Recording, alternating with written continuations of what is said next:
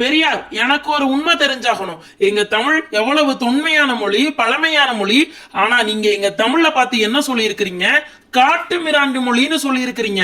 நாங்கெல்லாம் ஒரே டென்ஷன் ஆயிருக்கிறோம். எங்களுக்கு இன்னைக்கு இதுக்கு பதில் தெரிஞ்சாகணும். ஏன் எங்க தமிழ்ல பார்த்து காட்டு மிராண்டி மொழின்னு சொன்னீங்க? ஆமா, மனுஷன் நாகரிகம்னா என்னன்னு தெரியாம, ஆடைனா என்னன்னு தெரியாம இருந்த காலத்திலேயே, காட்டு மிராண்டியா தெரிஞ்ச காலத்திலேயே பேசின மொழி தமிழ் தானே. அதை காட்டு மிராண்டி மொழின்னு சொல்றதுல என்ன தப்பு இருக்கு? ஆமா, இப்ப நல்லா பேசுங்க எங்க தமிழை பத்தி. ஆனா இவ்வளவு பழமையான மொழின்னு தெரிஞ்சும் கூட ஏன் மேடையில பேசுறப்ப தமிழை பத்தி விமர்சனம் பண்ணி பேசுனீங்க? அதுக்கு பதில சொல்லுங்க. தமிழ் அவ்வளோ பெருமையான மொழின்னு தெரிஞ்சதுனால தான் தமிழில் எழுத்து சீர்திருத்தம் கொண்டு வந்தேன். அது மட்டும் இல்லாமல் எப்பெல்லாம் தமிழ்நாட்டில் தமிழ் அழியணும் அப்படின்னு நினச்சி இந்தியை கொண்டு வந்தாங்களோ அப்பெல்லாம் நானே முன்னாடி நின்று இந்திய எதிர்ப்பு போராட்டத்தை நடத்தினேன்.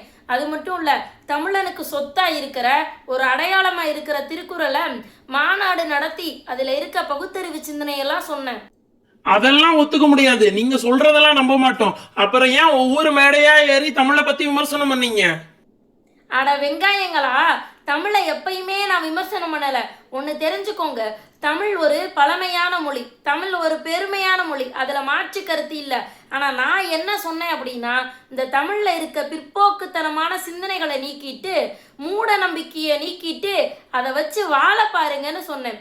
அது மட்டும் இல்லை, இந்த விஞ்ஞான உலகத்துக்கு போட்டி போடுற அளவிற்கு தமிழை ஒரு விஞ்ஞான மொழியாக மாற்றுங்க அப்படின்றது தான் என்னோட கருத்து.